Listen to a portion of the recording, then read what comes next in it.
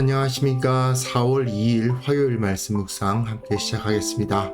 주님의 사랑, 주님의 은혜, 주님의 인도하심이 우리 매일매일을 채우고 있음을 느끼게 되는 하루하루가 지나가고 있습니다. 주님의 그 크신 은혜 가운데서 푹 잠기시고 주님을 사랑하고 감사가 넘치는 하루하루 보내시기를 기도합니다. 오늘 본문은 누가복음 14장 7절에서부터 14절까지 말씀이고요. 주님께서 이 교회를 향해서 하나님의 나라를 향해서 어떤 나라가 되어야 될 것인가를 보여주시는 본문이라고 할 수 있습니다. 물론 그 당시 유대교를 비판하는 내용인데 그 비판을 통해서 우리가 어떤 공동체가 되어야 될 것인지를 반면 교사로 삼아볼 수 있었으면 좋겠습니다. 그럼 먼저 말씀 보시겠습니다. 청함을 받은 사람들이 높은 자리 택함을 보시고 그들에게 비유로 말씀하여 이르시되 네가 누구에게나 혼인잔치에 청함을 받았을 때 높은 자리에 앉지 말라. 그렇지 않으면 너보다 더 높은 사람이 청함을 받은 경우에 너와 그를 청한 자가 와서 너더러 이 사람에게 자리를 내주라 하리니 그때 내가 부끄러워 끝자리로 가게 되리라. 청함을 받았을 때 차라리 가서 끝자리에 앉으라. 그러면 너를 청한 자가 와서 너더러 벗이어 올라 앉으라 하리니 그때에야 함께 앉은 모든 사람 앞에서 영광이 있으리라. 무릇 자기를 높이는 자는 낮아지고 자기를 낮추는 자는 높아지리라. 또 자기를 청한 자에게 이르시되 네가 점심이나 저녁이나 베풀거든 벗이나 형제나 친척이나 부한 이웃을 청하지 말라. 두렵건대 그 사람들이 너를 도로 청하여 네게 갚음이 될까 하노라. 잔치를 베풀거든 차라리 가난한 자들과 몸 불편한 자들과 저는 자들과 맹인들을 청하라. 그리하면 그들이 갚을 것이 없으므로 내게 복이 되리니 이는 의인들의 부활 시에 내가 갚음을 받겠음이라.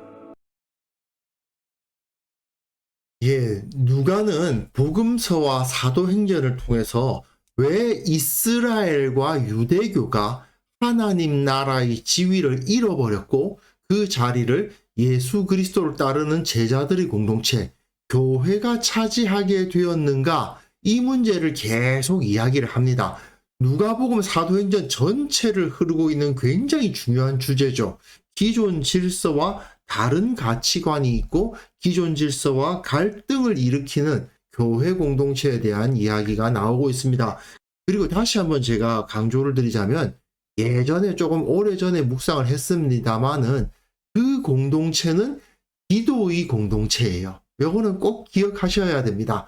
새로운 공동체, 예수 그리스도를 따르는 공동체는 기도하는 공동체다 하는 것을 우리가 잊지 말았으면 좋겠습니다. 오늘 본문과 직접적인 연관성은 없는데 하나님 나라의 공동체는 기도하는 공동체다. 이거를 꼭 기억하시면서 그 기도하는 공동체는 기존 질서와의 갈등을 일으킬 수밖에 없습니다. 갈등을 일으키려고 일으키는 게 아니고 저들이 우리의 모습을 보고 두려워하거나 미워하거나 공격하는 일이 벌어지죠. 사실은 하나님의 말씀에 의해서 저들이 하나님으로부터 버림을 당할 수밖에 없었음이 나타납니다. 그렇게 하나님으로부터 버림을 당하기 때문에 가인이 아벨을 핍박한 것처럼 아벨이 가인을 핍박한 게 아니잖아요. 그냥 아벨은 하나님으로부터 인정을 받았을 뿐인데 가인이 아벨을 죽이지 않습니까? 그와 마찬가지로 이들이 하나님으로부터 버림을 당할 수밖에 없는 모습을 보이고 있었는데 하나님의 택함 받은 자들을 보고 시기를 해서 공격을 하죠. 그런 현상이 초대교회 때 나타났는데 누가는 그 사실을 누가복음과 사도행전 전체를 통해서 설명하고 있고요. 오늘 본문에서는 저들이 왜 버림을 당했을까 하는 것을 알게 하죠. 자, 오늘 본문의 배경은 어제 본문과 같습니다. 바리새인 지도자의 집에 예수님이 초청을 받으셨잖아요. 그 가운데에서 수종병 걸린 사람을 보시고 안식일인데 이 안식일에 병을 고치는 것이 옳습니까? 그럽니까? 이것에 대한 논쟁 한번 하시고 그 병 걸린 사람을 낫게 하셔서 보내시는 모습까지 보았는데 이어서 예수님은 계속 이야기를 하시는 겁니다. 청함을 받은 사람들이 높은 자리를 택하더라. 우리나라뿐만 아니라 여기서도 식사 자리에는 상석이 있게 마련입니다. 이건 농담 비슷한 건데요. 사실은 신학교에서 교수님이 상석이 어딘지 가르쳐 주기도 하셨던 거 기억합니다. 그 교수님이 농담 비슷하게 하신 말씀이 있으세요. 성경 구절을 못 찾아도 목회할 수 있지만 상석 못 찾으면 목회하기 힘들다. 뭐 그런 이야기를 하세요. 농담입니다. 그 정도로 인간관계에서는 식사를 할 때에 누가 높고 누가 낮고를 상당히 따지게 되는데 이 유대인 사회에서도 마찬가지인 거예요. 그런데 거기서 어떤 사람이 들어왔을 때 자신의 지위를 내세우면서 높은 자리, 상석에 앉으려 하는 사람들이 있었던 것이죠. 그러니까 예수님께서는 그들에게 비유로 말씀을 하시는데 누구에게나 혼인잔치에 청함을 받았을 때 높은 자리에 앉지 말라. 그렇지 않으면 너보다 더 높은 사람이 청함을 받은 경우에 너와 그를 청한 자가 와서 너더러 이 사람에게 자리를 내주라 하니니 그때 내가 부끄러워 끝자리로 가게 되리라. 그런데 이 유대인들, 바리새인 지도자의 식사 자리에 올 만한 사람들이 몰랐겠느냐? 아닙니다. 그 정도 되는 사람이면 다 알았어야 돼요. 왜냐? 잠언에 이런 말이 이미 나와 있습니다. 왕 앞에서 스스로 높은 채 하지 말며 대인들의 자리에 서지 말라. 이는 사람이 내게 이리로 올라오라고 말하는 것이 내 눈에 보이는 귀인 앞에서 자리로 내려가라고 말하는 것보다 나음이니라. 저리 내려가시오 이야기 듣는 것보다 이리 올라오십시오 이야기 듣는 것이 더 좋지 않겠냐 그 말씀이죠. 그러니까 언제나 낮은 자리에 가려고 노력해야 된다라고 이미 솔로몬이 잠언에서 가르쳐 주고 있어요. 그런데 문제는 그들이 아는 것과 행하는 것이 맞지가 않죠. 어디에서나 다른 사람들 위에 서기를 좋아하고 으스대기 좋아하는 사람들은 있게 마련입니다. 하지만 예수님은 하나님의 나라에서는 이런 어리석은 자들이 높임을 받는 일이 있어서는 안 된다라고 말씀하시면서 무릇 자기를 높이는 자는 낮아지고 자기를 낮추는 자는 높아지리라. 그러니까 어느 공동체에서나 자기를 낮출 줄 아는 자가 높아질 수밖에 없다라는 것을 가르쳐 주시는 겁니다. 근데 왜 유대교가 하나님으로부터 버림을 당했겠어요? 이런 잠언의 가르침이 있음에도 불구하고 그 안에서 누가 높냐를 가지고 서로 다투는 모습이 유대교에 만연했던 겁니다. 그 예수님의 제자들 보세요. 이 사람들도 전부 유대인이잖아요. 예수님 만나기 전에 다 그런 문화 가운데서 살았을 거 아니에요. 그러니까 예수님을 따르게 된 이후에도 옛날 버릇이 나오겠죠. 그러니 제자들 안에서도 누가 높냐 가지고 싸우고 누가 상석에 앉느냐 가지고 다투는 겁니다. 그런데 예수님은 이러한 문화를 가지고 있는 공동체는 오래 갈 수가 없다. 특히 하나님을 섬기는 공동체가 서로 자기를 높이려고 경쟁하는 공동체는 반드시 망한다 하는 것을 여기서 알게 해주시는 겁니다. 또 자기를 청한 자에게 이르시되 그 바리새인 지도자죠. 그 사람에게 말씀을 하시는데 네가 점심이나 저녁이나 베풀거든 벗이나 형제나 친척이나 부한 이웃을 청하지 말라. 두렵건대 그 사람들이 너를 도로 청하여 너에게 가품이 될까 하노라. 아무래도 바리새인 지도자니까 경제적인 지위도 상당히 높았고 부유했겠죠. 사회적 지위가 높다는 것은 뭐 말할 필요도 없고요. 그러니 그 주변 사람들을 청해서 잔치를 벌이다 보면 한 가닥씩 하는 사람들이 모이게 마련입니다. 부한 사람, 높은 사람들이 모이게 되어 있죠.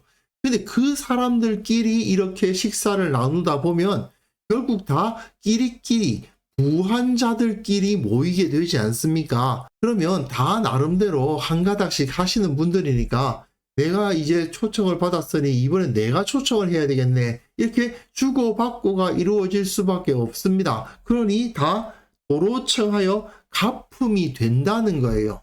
그런데 예수님은 그렇게 되면 하나님으로부터 갚아주시는 것을 받을 수 없는 거다라고 가르치시는 겁니다. 그러니까 잔치를 베풀거든 차라리 가난한 자들과 몸 불편한 자들과 저는 자들과 맹인들을 청하라.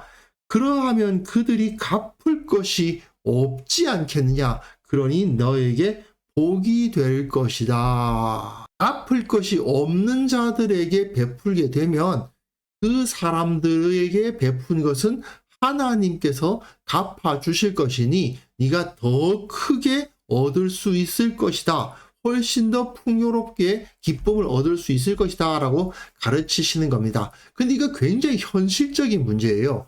어디에서나 비슷한 부류끼리 모이게 마련입니다. 유유상종이라고 하잖아요. 높은 사람들은 높은 사람들끼리, 부한 사람들은 부한 사람들끼리, 낮은 사람들은 낮은 사람들끼리, 가난한 사람은 가난한 사람끼리 모인다. 이렇게 생각이 되죠. 대부분 그런데 근데 현실적으로 좀 가만히 살펴보면요. 부자들은 부자들끼리 잘 모여지는데 가난한 자들은 가난한 자들끼리 잘 안 모여집니다. 가난한 사람들은 뭉치기보다는 그 안에서 경쟁하고 갈등하는 경우가 더 많이 나타납니다. 왜냐하면 자기 사는 게 팍팍하거든요. 그러니 서로에게 베풀 수 없으므로 서로를 의지할 수가 없는 겁니다. 이거는 현실적인 어려움들이 존재할 수밖에 없어요. 예수님은 그런 현실을 정확하게 바라보고 계시는 겁니다. 부유한 자들이 가난한 자들을 초청해서 그들을 섬겨주지 않으면 이들이 하나로 뭉쳐질 수가 없습니다. 자, 이 사람들이 어떤 사람들입니까? 유대인들 아닙니까? 하나님 아래에서 이스라엘의 자손, 우리는 형제, 우리는 동족이야. 이렇게 말하는 사람들입니다. 그러나 그 사람들이 실제로 모일 때는 부자들은 부자들끼리 뭉치고 가난한 사람들은 자기네들끼리 어느 정도 관계를 갖긴 하지만 부자들처럼 잘 뭉쳐지지는 않는 그러한 현실을 그대로 경험하게 되는 거죠. 하지만 예수님은 유대교가 유대인들의 공동체로서의 역할을 제대로 하기 위해서는 너희 가진 자들이, 지도자들이, 부유한 사람들이 약한 사람들을 너희들에게 갚을 수 없는 사람들을 도움으로써 너희들은 하나님으로부터 복을 받을 것이고 그 가난한 자들은 너희들을 지지하여 너희들이 온전히 하나의 공동체, 유대인의 공동체를 이루게 될 것이다. 이렇게 말씀을 하시는 거죠. 그러나 유대교는 사실은 망하고 말았습니다. 왜요? 그게 안 되니까. 지도자의 위치에 있는 사람, 부유한 자리에 있는 사람들이 가난하고 약한 사람들을 돌보는 모습이 나타나고 있으면 그 공동체는 강력해집니다. 세상에 영향력을 끼치기도 하고 사람들이 칭찬을 받기도 하고 박수를 받기도 하고 더 교인들이 늘어나는 일이 벌어지기도 해요. 하지만 이 당시 유대인들은 가난한 자들에 대해서 별 관심도 없었고 부자들은 부자들끼리 모이기 시작하는 거예요. 결국 유대교는 살아남을 수가 없었던 거죠. 어느 공동체에나 결국 지도자가 어떤 사람이 되느냐, 앞선 사람이 어떤 사람이냐가 중요한 건 사실이지 않습니까? 경제적으로도 조금 가진 자들이 어떤 마음을 품느냐에 따라서 그 사회 공동체의 경제적 상황이 바뀌는 거고, 정치적으로도 앞선 사람이 어떤 생각을 가지고 있느냐에 따라서 그 공동체가 변화된다는 것은 어쩔 수 없는 거죠. 아무리 뭐 민중이 어떻고 이야기를 해도 결국 앞에 선 사람이 어떤 사람이냐는 굉장히 중요합니다. 그런데 그런 사람들이 자기를 자랑하고 자기를 높이고 자기가 대접받기를 좋아하고 다른 사람들이 자기에게 박수치는 것을 바라는 그러한 사람이 앞에 서게 되면 결국 그 공동체 전체가 다 망하게 될 것이고, 또 부유한 자들이 내 것만 챙기고 나와 가까운 사람들만 생각하고 가난하고 약한 사람들에 대해서는 관심 자체가 없는 공동체가 만들어지면 그 공동체 역시 오래 가지 못하는 겁니다. 그런데 문제는 현실 교회 내에서도 자기를 높이려는 사람들이 심심찮게 눈에 띄고요.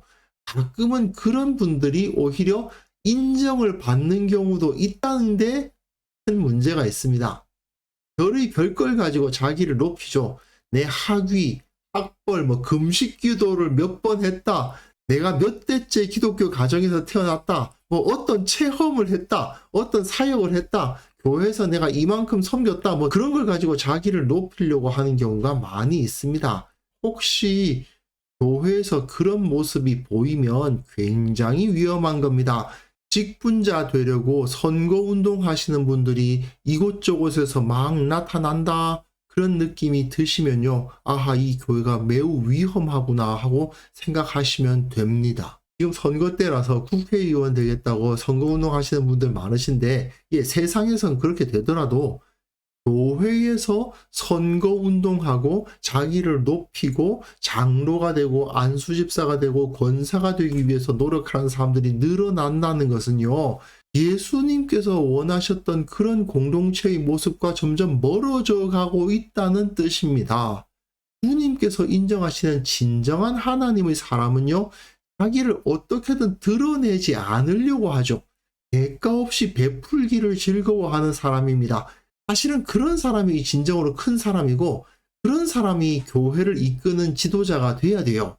저는 비유로 이런 표현을 쓰는데 고래 같은 사람, 빙하 같은 사람이 교회의 지도자가 되어야 된다라고 말씀을 드리는 경우가 있거든요. 왜 고래는 제 그림을 잘 못 그립니다만 고래는 물 위로 요만큼 나오고 보이는 건 요만큼이잖아요.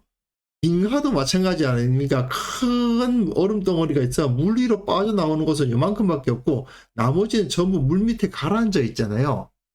이런 사람이 교회의 지도자가 되어야 됩니다. 그런 사람들을 볼 줄 알고 그런 사람들을 높일 줄 아는 성도, 그 성도들이 공동체 교회, 그런 분들이 진정으로 지혜로운 성도가 되고 또한 그런 분들이 공동체가 건강한 교회를 이룰 수가 있는 거죠. 내가 지도자가 되려고 함이 아니고 나 자신을 낮추고 겸손한 태도로 살기 위해 노력하는 것, 그 자체가 중요하다는 것을 잊지 말아야 됩니다. 그리고 또한 우리 교회 내에서는 자신을 낮추고 늘 겸손히 섬기는 사람을 인정할 줄 알고 그 사람들이 진정한 지도자라고 높일 줄 아는 그런 공동체가 되어야 된다는 거죠. 교만히 자신을 높이는 사람들을 인정하거나 높이는 그런 어리석은 사람들, 어리석은 교회가 되면 그 교회가 영적으로 심각한 어려움에 빠지게 되고 결국은 서서히 무너져가는 것을 경험하게 될 것입니다. 그렇기 때문에 이 시간 함께 기도하실 때에는요, 우선 내가 섬기는 교회에 올바른 리더십이 작용하게 하옵소서. 주님께서 우리의 왕이시고 주님께서 우리를 이끄신다는 사실을 모든 사람들이 알고 오직 주만을 높이고 사람을 높이지 않는 건강한 교회가 되게 하여 주옵소서. 서로를 섬기고 사랑하는 데 최선을 다하는 그러한 공동체가 되게 하여 주옵소서. 함께 기도하는 시간 가졌으면 합니다.